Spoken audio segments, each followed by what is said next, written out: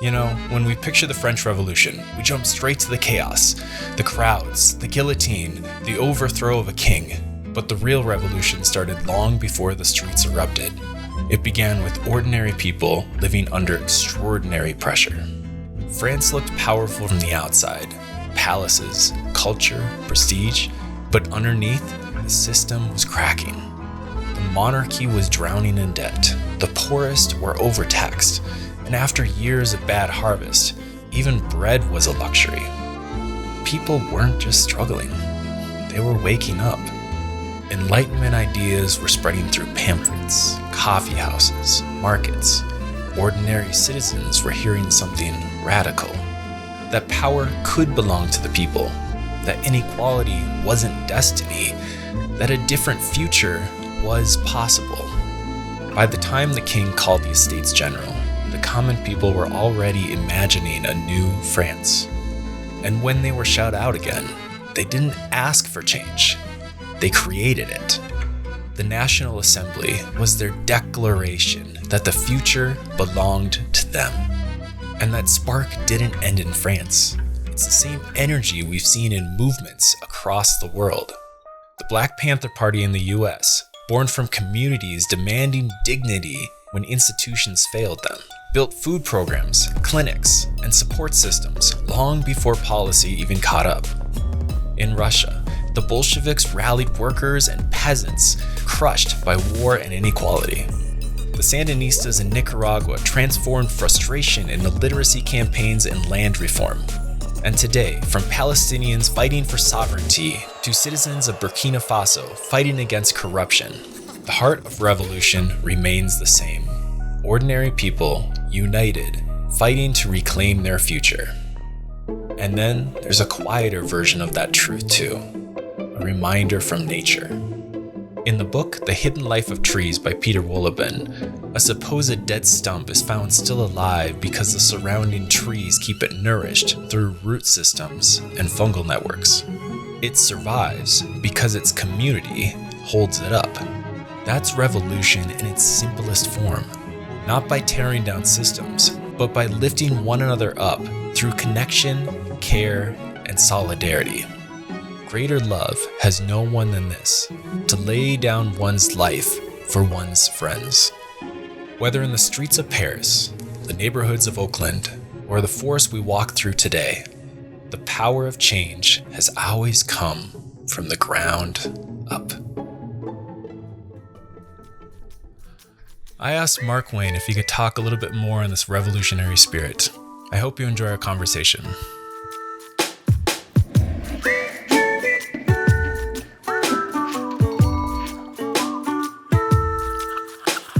Hello and welcome to Grub and Grace, the podcast that you would think I would talk about food more, but I don't. But I probably should. I'm your host, Mark Flower, and I'm joined today by Mark Wayne of the Colonial Outcasts podcast, an anti-imperialist platform which will inevitably piss off your conservative uncle while informing you about the roots under fascism, capitalism, and white supremacy, that being the imperial colonial empire. Mark, aside from having the best first name in the world, is an ex-Army National Guardsman who used to be an evangelical Zionist and almost joined the IDF in 2005, but fell in love with the Palestinian people instead. Did I get all that right, Mark? Yeah, yep, sure did. And by the way, nobody said we can't talk about food, too. I love it. Let's talk about food, too. I mean, if we're talking about Palestinians, I actually attempted to make some Palestinian recipes as part of my kind of creative outlet and everything like that. I could share those with you, too, if you want. Oh, heck yeah, yeah. You can't talk about Palestine without talking about their food. I always say that there's 7 main pillars of Palestine. It's faith, family, friends, foreigners, food, soccer, and football. Cigarettes. Cigarettes is the 7th one. Cigarettes and soccer. Those are the 7 pillars of Palestine. Guarantee you that. Now, what about like hookah?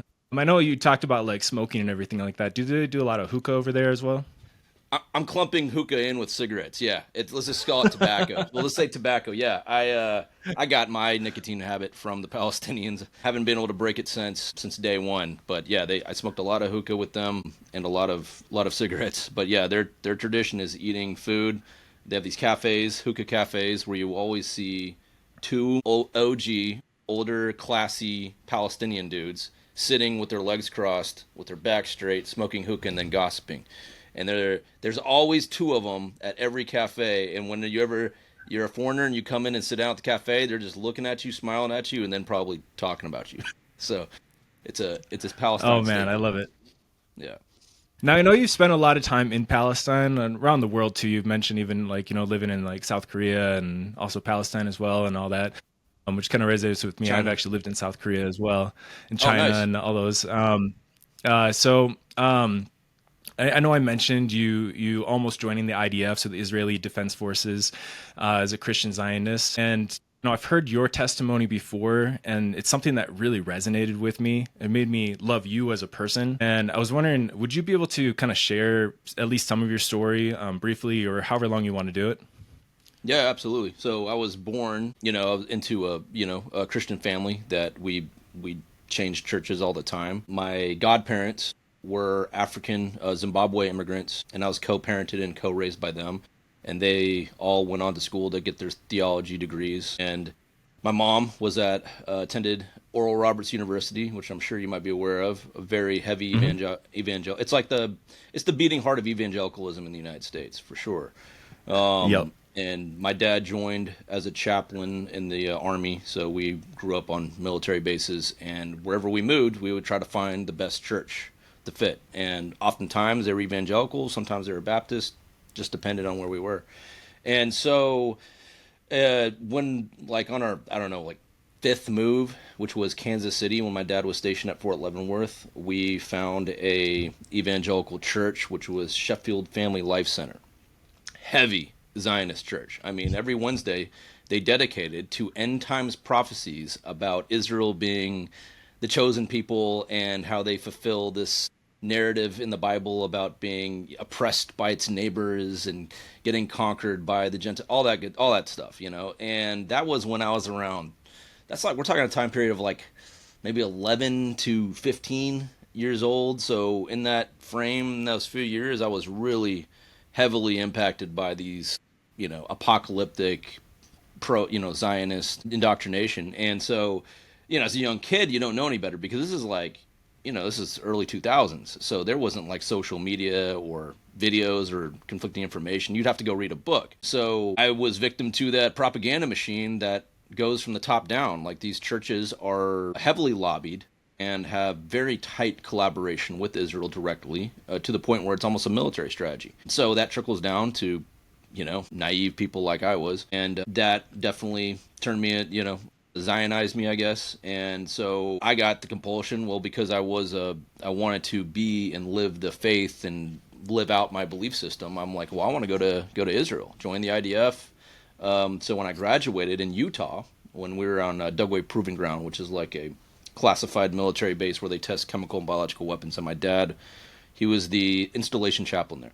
So I asked my parents, can I go to Israel and study at Hebrew University? They said, yeah. So my intention is that I was going to go there, assimilate with Israeli society, and then join the IDF because I thought these were the chosen people of God. This is what the Bible was talking about. Why wouldn't I want to be a part of that?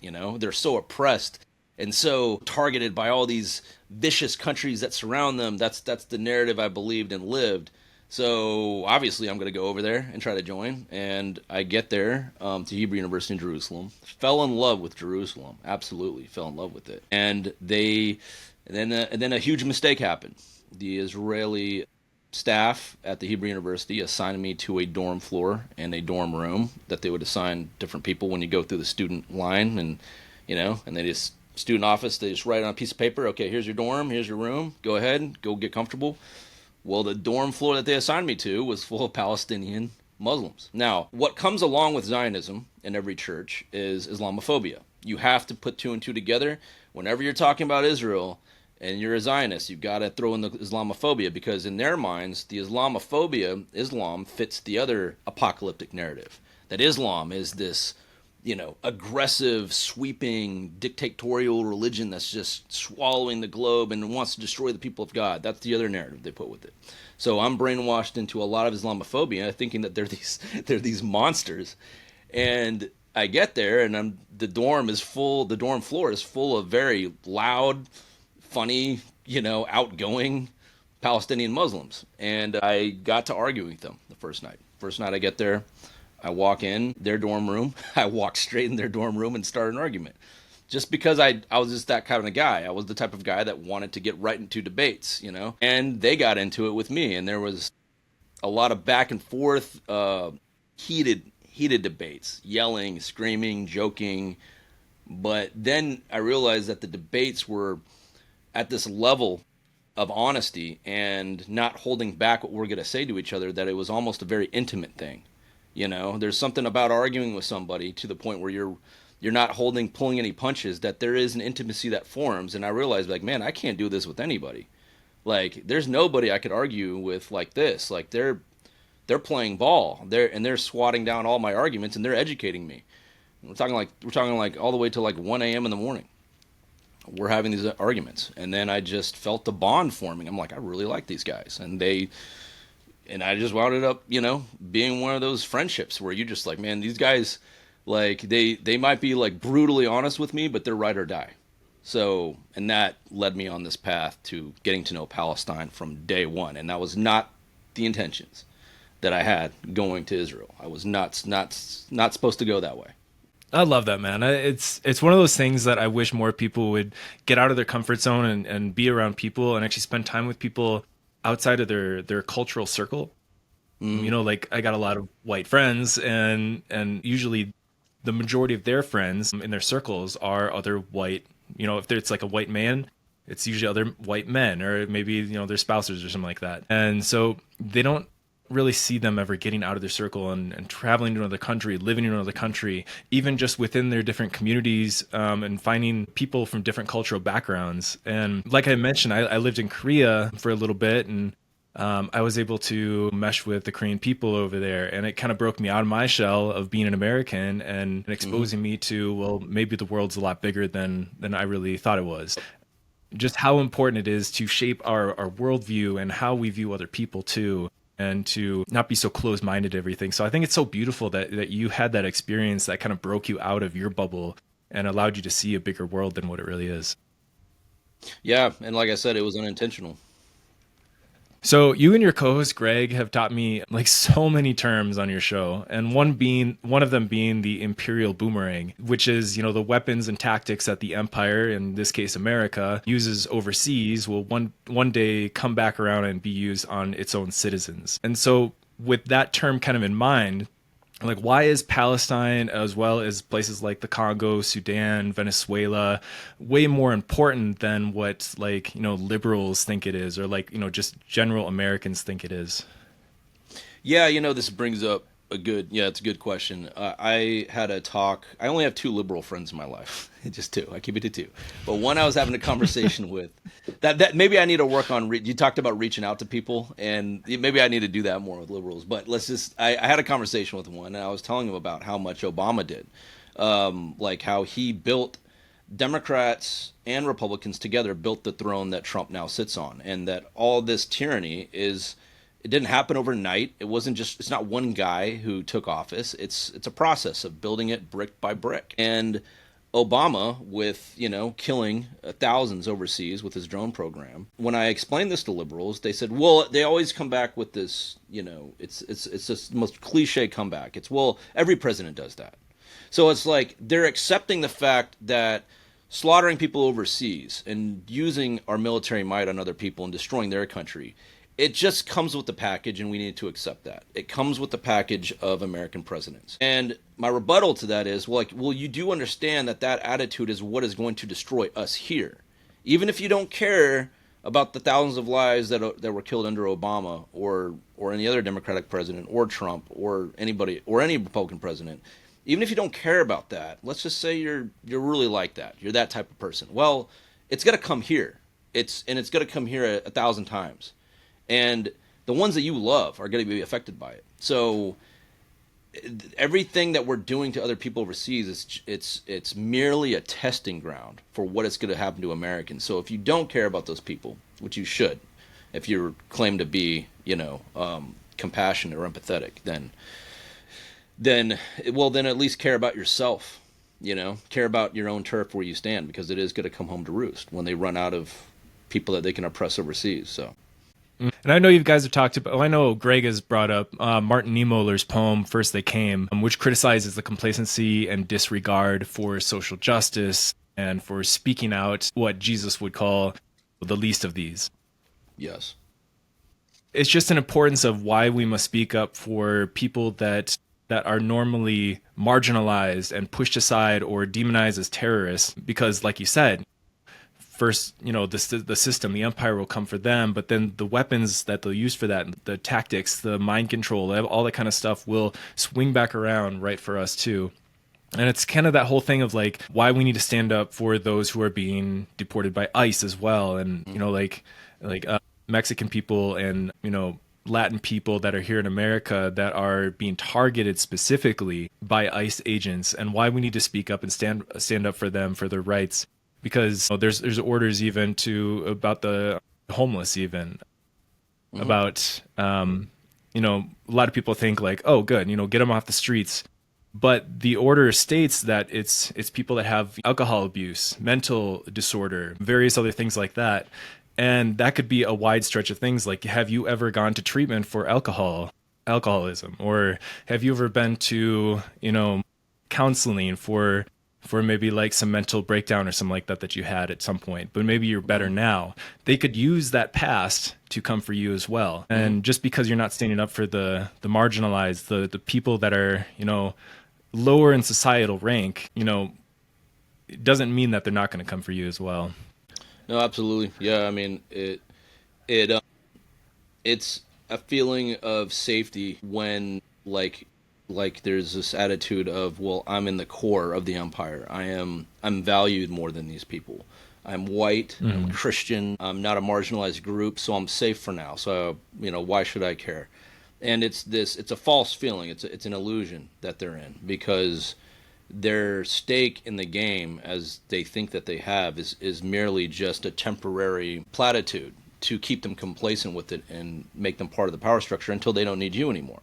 Now, from a spiritual perspective, from a Christian perspective, you quoted a very good verse, which is the analogy of the sheep and the goats. It's my favorite one. And I use this analogy when I talk to Christians about atheists, because a lot of Christians have this, attitude that they're redeemed and they're saved, and just because they took out the life insurance policy of being a Christian.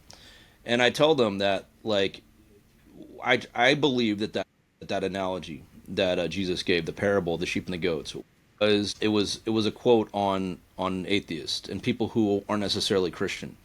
So the way that Jesus lays out the analogy, he basically says, for the audience who doesn't know, the parable of the sheep and the goats, Jesus says to the sheep, at the end of the age, at Judgment Day, I'll be separating the sheep and the goats, and I'll say to the sheep, you fed me when I was hungry, you clothed me when I was naked, you visited me when I was in prison.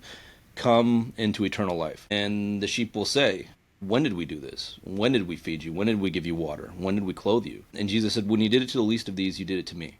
And then he's going to say the opposite to the goats. He's going to say, you didn't clothe me. You didn't feed me. And they'll say, when didn't we do that? Well, so the impression I get from that is the sheep are confused.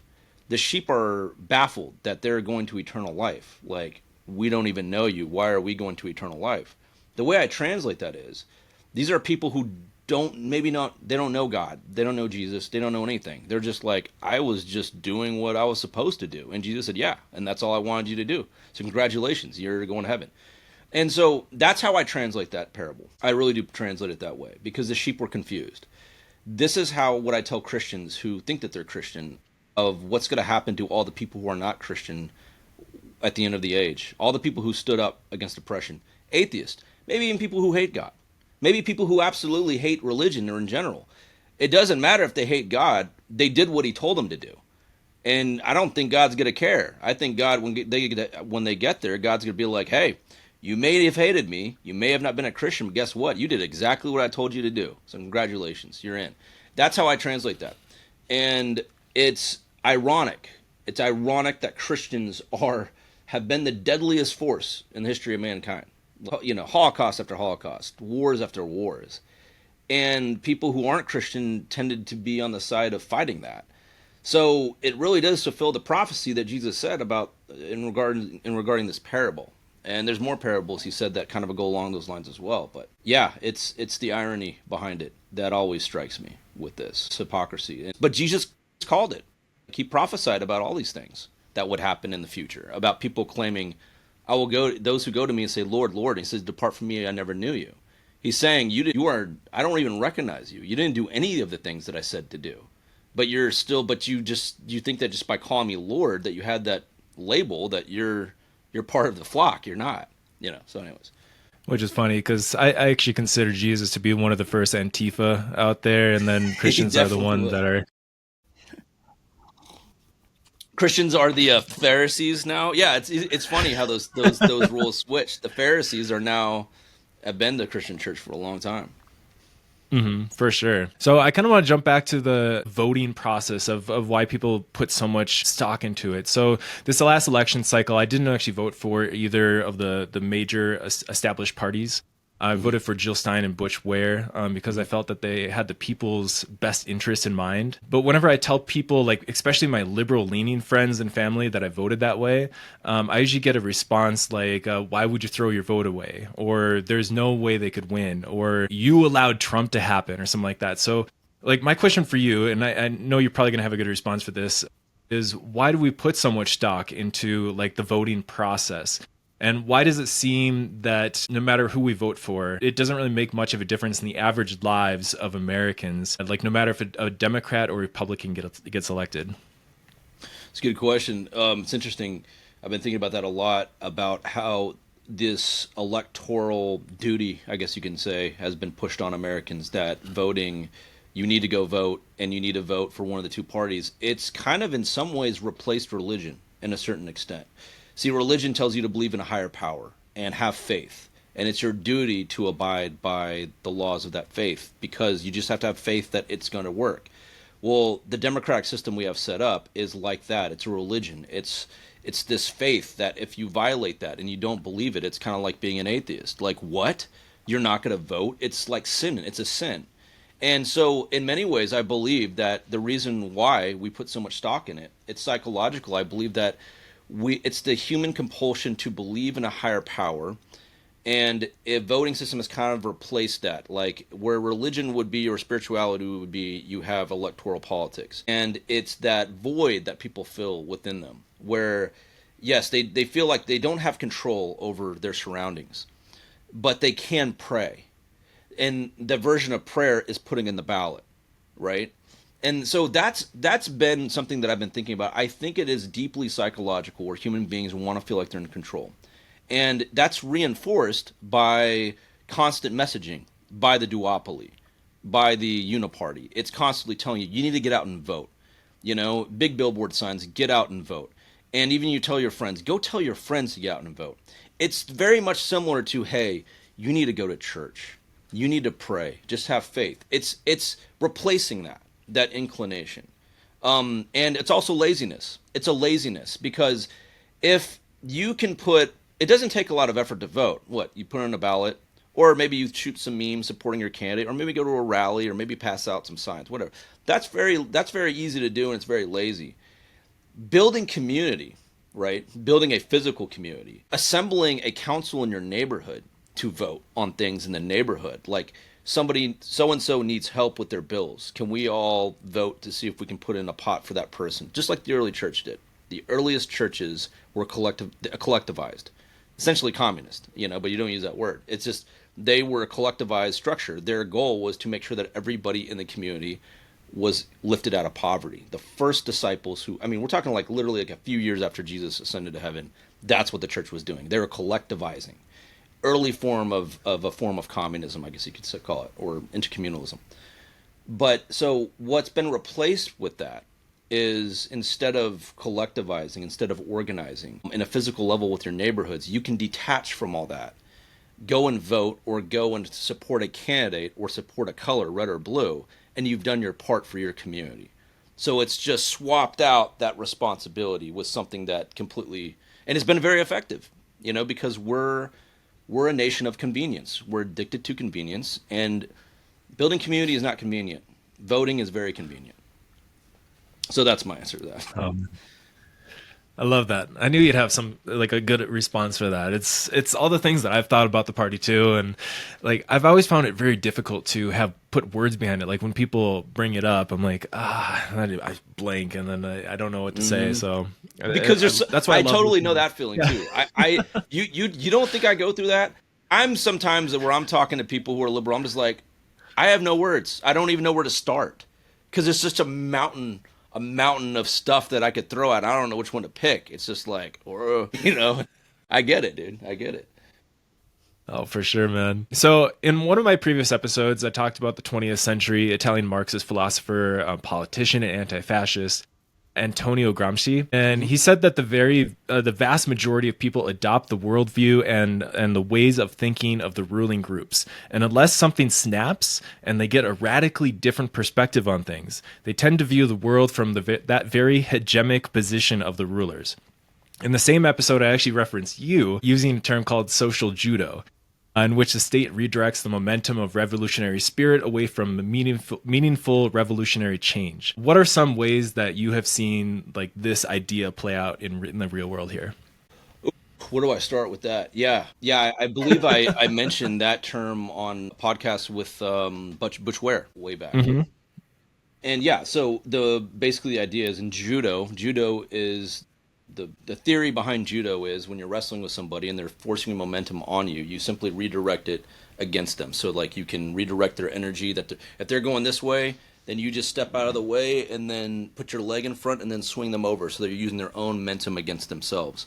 So this is how Gramsci puts it way better than I can, but that was the analogy in my mind, and it is what is done to movements, such as, for example, like you asked, the Black Panther movement, right? 1966, Huey P. Newton and Bobby Seale start the Black Panther movement, which was real. It was tangible. They built community. They built self-defense systems, food programs, SNAP, WIC. All of that was started by the Black Panthers. Real things that fed the people. And that was so dangerous, though. It was so dangerous to the empire because now it gave people this revelation that, wait a minute, we can do this for each other. We don't need the state apparatus that is corrupt to do it for us. We don't need the Republicans and Democrats. We can do it ourselves. That's why all guns were aimed at the Panthers. But after the Panthers were taken down by COINTELPRO and the FBI, there was still a problem that the empire had on its hands because, the Panthers were still in recent memory. They didn't want there to be, they didn't want to take the risk of another movement like that forming even stronger than ever. So they had to make some concessions. And instead of, allowing people to direct their energy in building these communities in an alternative to capitalism, they said, well, why don't we give them historical societies? Why don't we give them a day like, Black History Month? Why don't we have some Black excellence? Amanda Seales put it beautifully. She said, instead of allowing Black people to empower themselves, let's give them some powerful Black people, right? Let's pick a few individuals, make them famous, make them wealthy, make them influential, and say, hey, look, Black excellence. Put your effort that you would normally use, your momentum, into building your community, and instead divert it towards these gods, these idols, these people that you are going to now live vicariously through. Don't empower your community. Empower these 10 individuals that we're going to make famous, and you can live out your success through their success of becoming millionaires and influential and well-known. That's the theory. That's how they use social judo against the Black community. And unfortunately, it worked, just like it worked with the Latino community and the white community, for that matter. Even the white community, poor whites, instead of empowering poor white communities, what do? You live through Donald Trump. Donald Trump is your success. Don't worry about your neighborhood. Don't worry about your family and friends and how they're going to suffer. Donald Trump he's getting stuff done. He's getting W's for himself. He's making business deals for his friends. Just live through his happiness. And that's how white people have been co-opted, poor white communities. So, same thing. Anyways. Yeah, I love it. I love hearing you talk about this kind of stuff. Actually feel like I'm on an episode of Colonial Outcasts. I love it. I don't know if that's a good talking thing. about moving on, continuing with the Black Party Panther, you actually recently joined the Panther Party, and even and let me know if this is correct. You actually started a chapter of the Panther Party in your area. Is that correct? So we're forming a chapter. We're starting okay. we're starting the building process. So I live in Southern California, not as south as San Diego. San Diego has chapters of the Panther Party and Black Panther Party. Central Committee is up in Tacoma, Washington. So that's who I answer to directly, is Central Committee. And me and another friend who I met through Amanda Seals, somebody who recognized me at a rally, we decided we're going to start building chapters in this part, stretching from LA to the Arizona border. So that's our goal, and that's what we're trying to do right now. We're beginning the process. Before that, I was more or less contributing and organizing with the National Central Committee on some projects that we're going to roll out, and I can talk about those in detail at some point in this conversation. But yeah. Okay. Yeah. I mean, the Panthers have always been painted as like a scary term by media outlets. Since what, like the 70s or something like that, maybe 60s, but it's 60s, misrepresented. Yeah, 60s. Misrepresentation has been a tool to keep the people separated, as what you had mentioned before. Could you tell me a little bit about your experience with the Panther Party and like what they're about? I can tell you that the Central Committee and the Panthers are, the best way I can describe them in a sentence is they're like a Jedi Council. They're very much like a wise council of Jedi masters. They are very calm. They're calm. They're wise. They're not reactionary. They're very philosophical, but also very street-minded.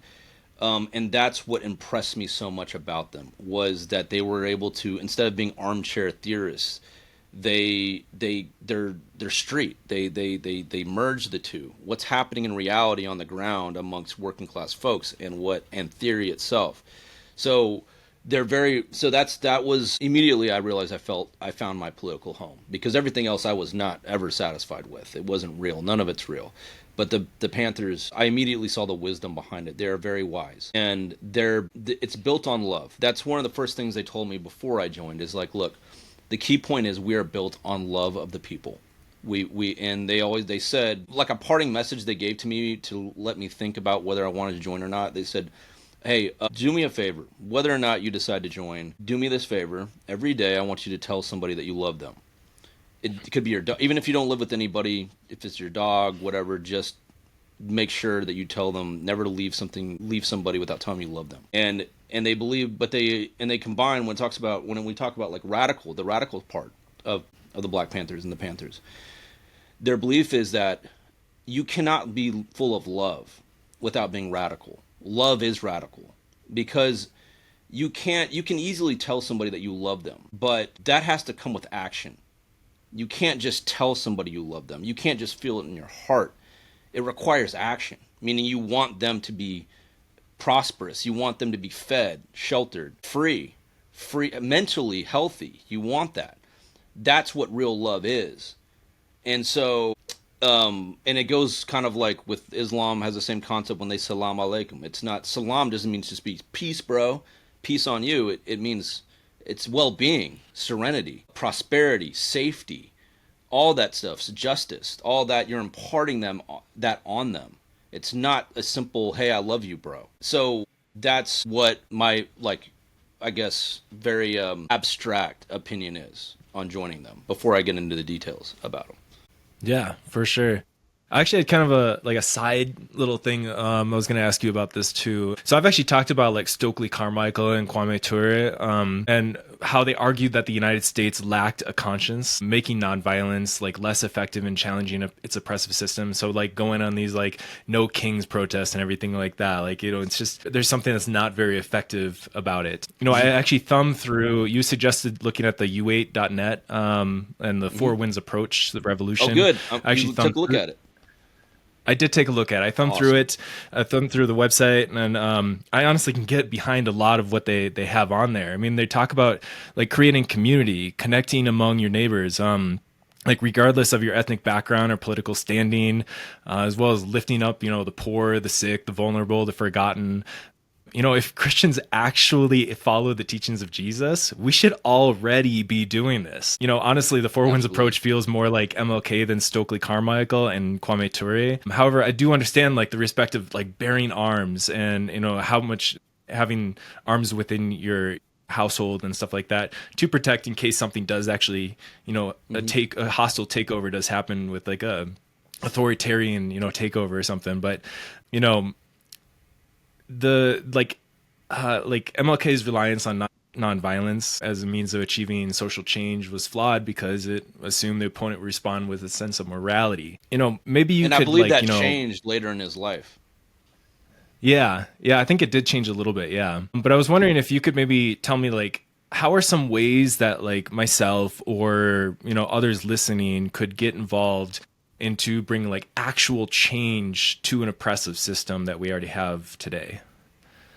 Well, you have to start simple. If you get too ambitious, you'll burn out and then you'll lose the plot and you'll get lost in the sauce. It starts with your neighbor.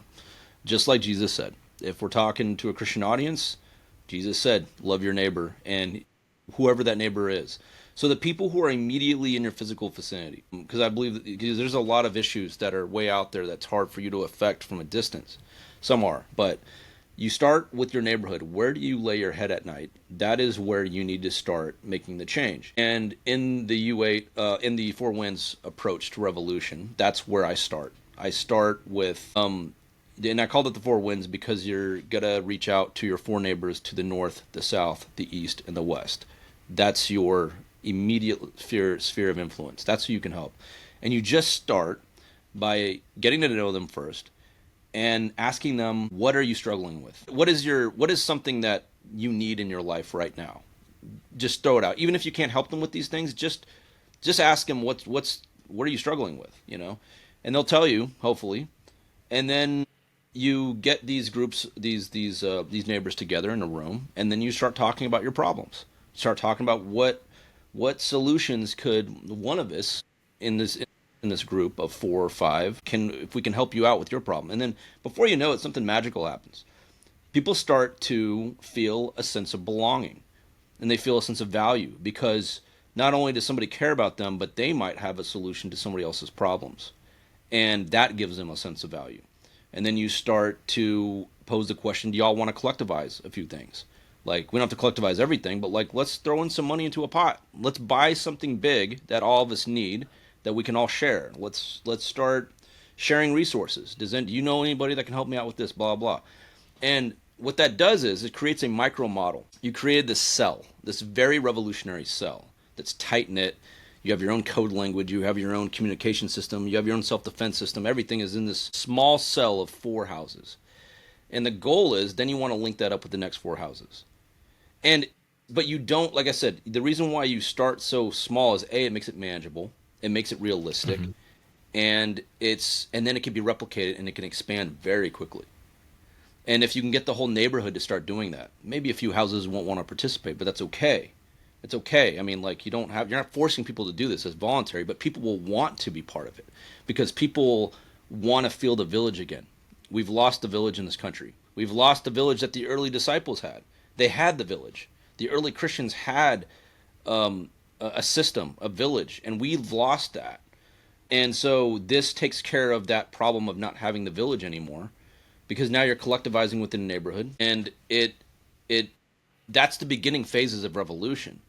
Now, if everybody's doing this, if every neighborhood is doing this across the country and it spreads like wildfire, well, now we're ready for revolution. We're getting more and more prepared for it. Full-on detachment from the capitalist system, and we're ready to rebel. And the rebellion part is the part that we're afraid of, right? It's the violent part. It's the bloody part. It's the taking up arms. But that's the point of building these communities. You don't want it to be violent. The more you can build the community, the less violent and bloody it's going to be when we finally decide to rebel, because you're going to have this strong network, and it's going to be hard for the elites to try and conquer that. So you want to get enough people to give up on trying to conquer you. And you can only do that by creating a tight-knit community. So that's what I would say about answering the question about radical resistance and violence, and the importance of building community is so that you can avoid as much bloodshed as possible. Yeah, and it's been said on the show before is not to build higher fences, but to build longer tables. Bringing people together, bringing those food ideas together. Absolutely. But that's what the table is all about. It's about bringing people together over food, but it definitely does create that collectivism that that understanding of your neighbor and to bring people together so that you can create that community and establish, what needs are and that sort of thing. So I think it's beautiful that like what you said, and then that like the Panther Party in general, that's what they're all about, even though they've been demonized. Like, it's just beautiful that there's an establishment, an organization that has these principles in mind for, thinking about this kind of stuff. So. Yeah. Well, it's interesting you brought up the demonization of the Black Panthers. I'm glad you brought that up because it's a common misconception and needs to be addressed. So, and when I mentioned this to a lot of white people, white Christian people, people who aren't in politics or in theory or whatever, or in history, when I mentioned the Black Panthers, their first thought is that it's a black nationalist group, right? And I want to make it very clear that is the biggest misconception. They are not nationalist. They are not a black nationalist group. There's plenty of those out there. They're about the working class. They're about cross-sectionalism. They want to break down the racial barriers. Black nationalist groups are all fed. They all have feds that run them, which is why you have groups like the new Black Panther Party. That is a black nationalist group, and it's fed. There's feds that run it. Those are psyops to prevent demographics from forming a solid hand, keep us divided. White nationalist groups, that's why all of them are run by feds. Every white nationalist group turns out to be ran by feds. Every black nationalist group turns out to be ran by feds. There's a pattern there because it's to keep us separate. So I want to make that very clear. Well, it's kind of like why the KKK aren't established as terrorists, but like the Black Panther Party are, and like Antifa and stuff like that. Absolutely. Like just what you said, they've been painted like... So in the interim, since the Black Panthers started back up again in 2020, and that since they were disbanded, I believe like 1980-ish was like when they're like officially disbanded. In that interim, the Empire had to fill the void with bad memories of the Black Panther. They had to fill... They didn't want people getting nostalgic about the Black Panthers, so they had to fill all that void and that space with like demonization, fear-mongering, lies, propaganda, anything to make sure that nobody starts something like that up ever again. And they were very good at it because they control all the resources when it comes to media. They control all the bottlenecks of media. But now, like people like yourself, you're dismantling that hard work that they put into demonizing the Black Panther Party by having your podcast with, Christian viewers who were probably given the wrong information for this for that long. So that's why it's very valuable of this decentralization of media, like podcasts like yours. I mean, I've got a small listener base, but I hope to do my small little part into bringing a little bit more information into the sphere of here. So, but yeah, it's I don't know, it's just this whole world has been giving me just a headache with everything. Yeah. With everything you talk about, like Venezuela and everything going on there, and I know you've been talking about. I think you brought up on your show about like what is it, like CIA operation thwarted over there on the banks of Venezuela, trying to like fire on ships and whatnot. I don't know if you've heard anything more about that at all, but I haven't. I haven't. That was like super interesting. It was interesting. No. It was interesting. I haven't heard anything more on it. I haven't pursued it that much either, but I should. I mean, it's either way. I hope people believe it, because the more people believe that story, the more they'll, realize that our government's capable of that. So I think it's great that people have a suspicious eye open for anything that could happen. So who knows if it's true? It would be in their character to do something like that. Yeah, and I feel like this whole attempt to try to undermine Venezuela is just, you've mentioned this on your show. It's like it's bringing the Venezuelan people together and collecting them to form militias, untrained militias, but like, militias nonetheless to try to stop any U.S. involvement with trying to undermine the government and everything like that. And you see that with like, what was it? Ibrahim Traore. Yeah, Traore, Burkina Faso, yeah. And I've actually talked about that country and him on my podcast too as well in another episode. And, the revolution that he's kind of forming, and with the surrounding countries around his country, and kind of forming this like alliance. And then even just like the undermining of the US dollar. I think it was like last year, like there was like 13 countries or something like that that decided to devalue the US dollar and using their own currencies. I mean, the revolution is happening worldwide. It's not just like here in America that people are, protesting or anything like that, but there's many different facets around the world that are forming coalitions and forming this resistance against the empire, not just American empire. There's lots of other empires around the world that are doing this. It's these little pockets that give people hope, and the more that we talk about it, the more that we inform people about what's going on, and forming these smaller pockets. So you have more and more and more smaller pockets. That's like what you said is where the real revolution happens. You think back to like the French Revolution, and how did that happen? Well, the people talked, and they formed coalitions, and they got the entire populace behind so that they could create this revolution against the ruling empire. And it's cool to see these little pockets and to be able to talk to people like you about this kind of thing.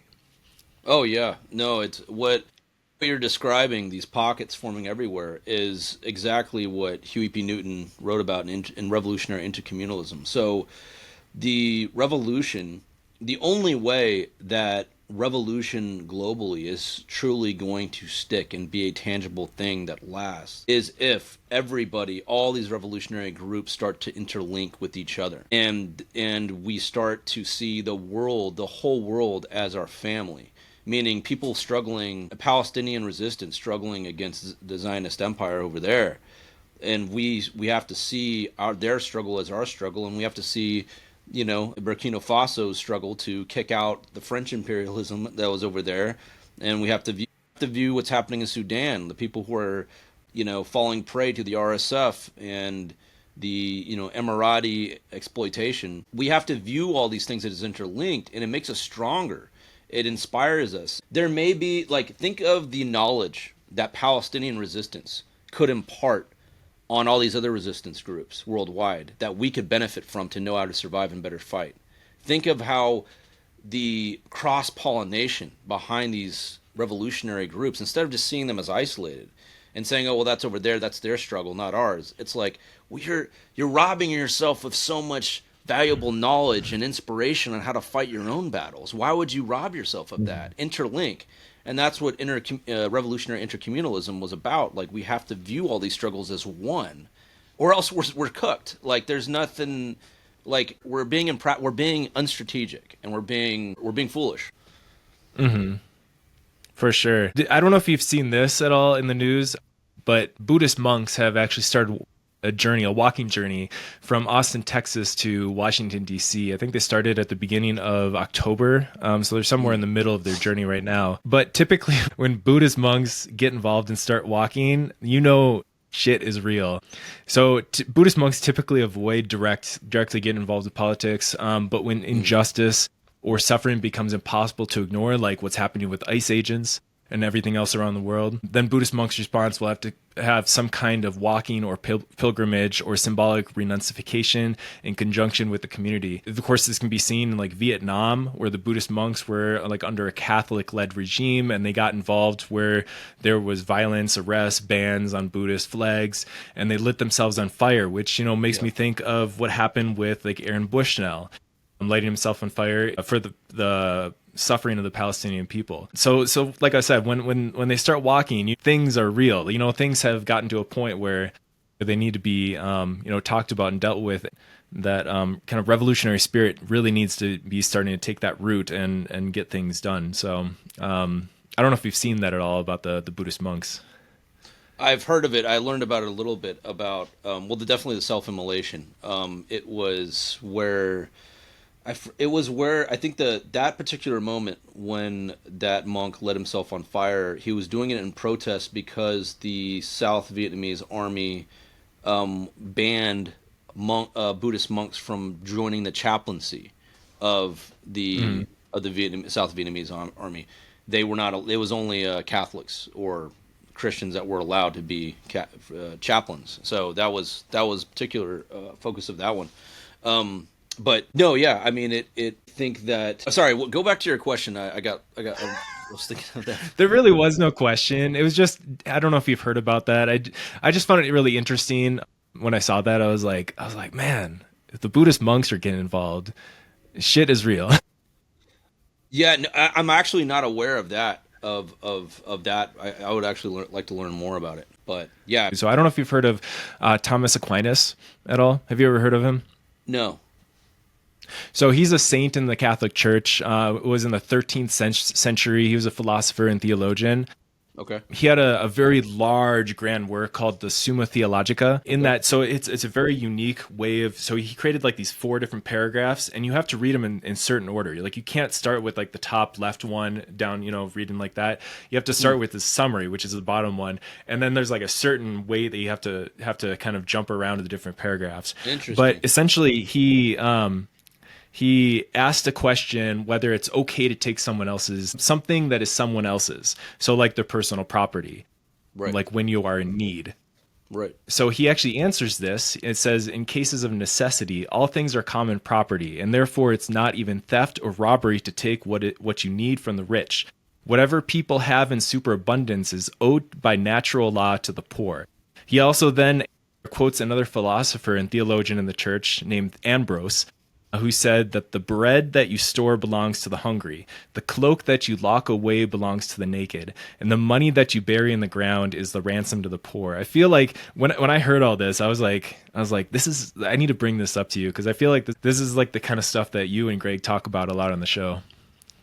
yeah. Well, but like Jesus, I mean, it goes along with what Jesus said about if you have an extra cloak, give it away. If you have feed the hungry, so. Yes, so one thing that people are scared of when they think about, I guess, revolution and us eating the rich or whatever, is that they think that a lot of average Americans who may be upper middle class, maybe upper class, they think that it means them, that we're coming for all the upper middle class family homes and going to take away their cars, their flat screen TV, or something like that. What's interesting, like, and what I try to tell people is, what I try to educate people on, is that there's so much wealth that has been diverted to the billionaires. We wouldn't even have to, like, nobody has to touch anybody, not even millionaires. Millionaires wouldn't even be touched. We're just talking about literally like 10 people at the very top that have, a collective of trillions of dollars, that if we were to, and they weren't, this wealth was not earned. It was not gained honestly. It was stolen. This was wealth that was stolen from just average people worldwide. People were killed for that money. People were robbed for that money. They used bribery to get that money. It was not honest possessions that were gained. So we're not even talking about redistributing wealth from people who worked hard and accumulated a lot of money. That's a different story. And like, we don't even have to go there. Like, we're simply talking about people who robbed the world, killed for it, murdered for it, mass murdered for it, and then they have it in their coffers. We're just saying we're going to take all that back. We're going to get justice for all that back.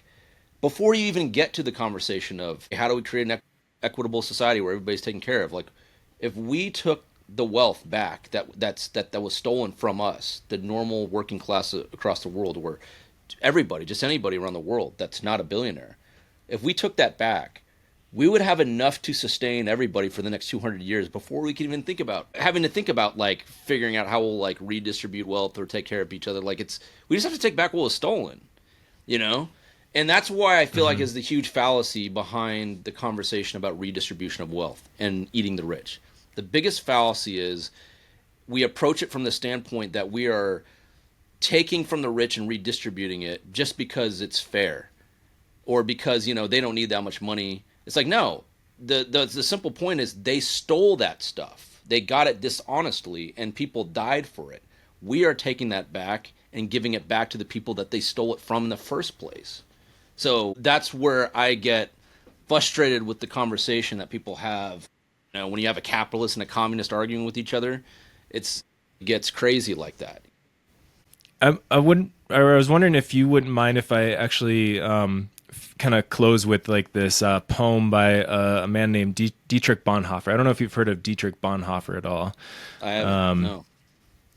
So he was a like a scholar, theologian, professor in Nazi Germany, during the rise of Nazi Germany, and he spoke out considerably against the Nazi Party, and he was actually targeted from that and actually imprisoned and everything like that. Before all that happened, he actually took a trip to America.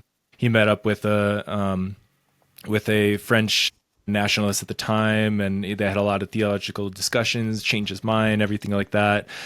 And then he actually spent a lot of time in the Black church here in America, and actually shaped him considerably into who he became after he left America. And when he came back to Germany, of course, the rise of Nazis in the 1930s, and he spoke out considerably, joined the Confessing Church, which spoke out again against the Nazi Party. He joined a underground movement that essentially created a plot to assassinate Hitler. It was a failed attempt.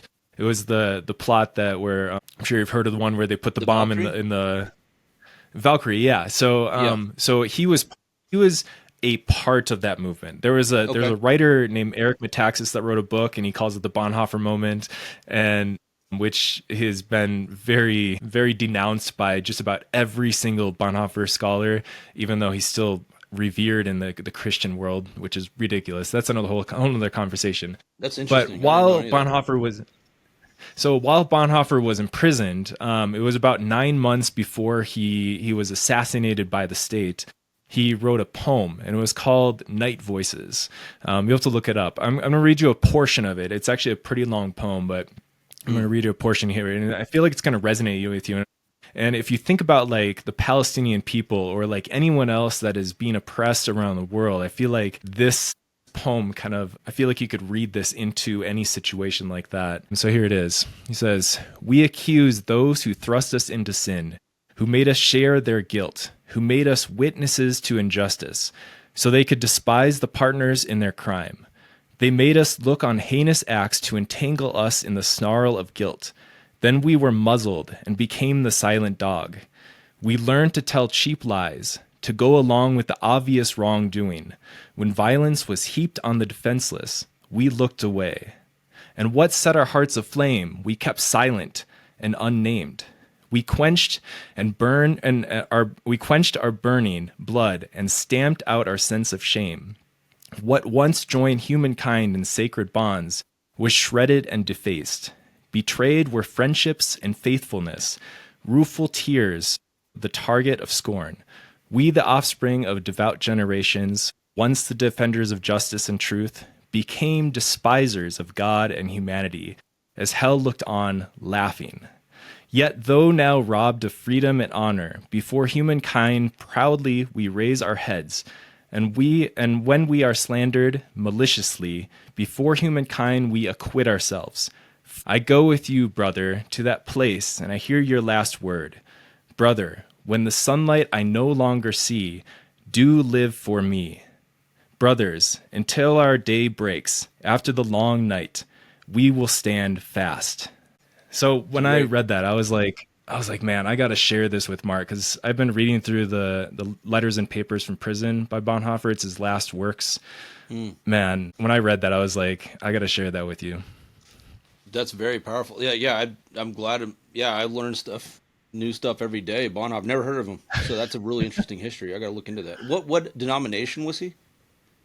He was Lutheran. So Germans are known for being Lutherans. Lutheran, yeah. Okay, gotcha. Yeah, that's interesting. It's so true. It's very true. No, absolutely. I would leave off with, I don't know what your audience looks like, what the demographics are of your audience, but I would say that if you really want to put, love to action when it comes to community on a scale that's in a system that's scalable, that you can scale up, as opposed to simple acts of kindness, which we should do anyways. I would encourage you to go to u8.net and look at the Four Winds Plan for Revolution. And if you would like to film it, the way we want to distribute this plan, the way we want to create the viral social trend is we want people to print off the QR code, and when they're in the grocery store, leave some money for the person behind them, and then leave the QR code, and then that QR code will lead to the website that has the plan. And hopefully we can create like a social media trend of people just bragging about, hey, look, I gave this money to this person. And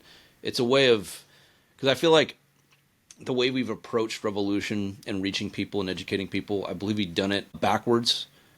See, the Black Panthers, they didn't just come out and ask people to care, right? Which is what most movements do. We go out and we say, hey, can you please care about Palestine? Do you know what's happening in Palestine? Here's a flyer. Here's the information. That's great. You can educate a lot of people that way and reach a lot of people, but it's even more powerful is when you show people that you care first about them, you give them something, and then they are now more inclined to care about what you care about because you've shown first that, hey, you're not just some, job I'm getting over with it's not a one-way street. I'm not just giving you some information and pushing my views or my message onto you. I'm first telling you, hey, I want to give you something because I care about you as a human being. And now they feel seen. They feel cared for. So now they're more inclined to care about what you care about. And I feel like that's one of the most lethal forms of protest. That's why the Black Panthers first gave to the community, offered them stuff before they asked them to be revolutionaries and care. They wanted to do it. So for your Christians out there, your true Christians out there who are watching this, you're familiar with this philosophy. Jesus asked you to care about people first before you can ask them to care about you. Be a servant before you can be a leader, So I'll leave it off on that. I love that. I know you mentioned u8.net. And of course, whoever is listening, go there, check it out, do what you can to, get involved. If you feel comfortable. Also, if people want to find you specifically, Mark, where can they find you? Well, you can go to colonialoutcasts.com. That will have all of our socials. You'll see all of our socials on there. So colonialoutcasts.com. It's a beta. We're doing a beta test on this website. It's pretty simple, pretty minimalistic, but it'll have all the links. And I'm on Instagram. Mark Wayne Director is my handle. But yeah, check out the podcast and and it's stay true to the path. Christianity is a path. It's not a life insurance policy. You don't just take the badge and put it on. It's a path. You have to walk it. Just like Islam. I tell my Muslim friends or people who revert to Islam that I talk to, my friends, I said, listen, I always remind people, these are like new reverts to Islam. I tell them, look, Islam is a path. You got to walk it every day. You can't, it's not just a selfish, redemption for yourself. You need to look at your religion of Islam as a path. You need to be a Muslim every day. You need to walk that path, and I will say that Islam guided my Christianity at a young age. When I met Palestinians, Islam taught me that my version of Christianity, or the version that I left behind, was the wrong one. They taught me what it means to be a true Christian because they actually live the words of Jesus. Muslims, the biggest difference between them and American Christians, or at least Western Christians that I've noticed, is that they revere Jesus' commandments and they walk it every day because they revere Jesus. They revere Jesus more than Christians revere Jesus. They revere his words, they revere his commandments. Whereas we simply revere him as a symbol, an idol, idol, a cultural item, a brand. Muslims walk that path that Jesus laid before them more than Christians do, and that's what guided my Christianity. So I love that. I think it's a great segue off of this. Mark, thank you so much for coming on the show. I really appreciated your time and just your energy to put towards this. Be sure to check him out. He's got some great content, him and Greg Stoker on Colonial Outcasts, so be sure to do that. Thanks, Mark. Thank you, Mark. Appreciate you. That's it for today's episode of Grub and Grace. I hope you enjoyed our conversation with Mark Wayne. I want to give a big thank you to Mark for joining me on this episode. Until next time, stay curious, keep an open mind, and celebrate the traditions that bring us all together.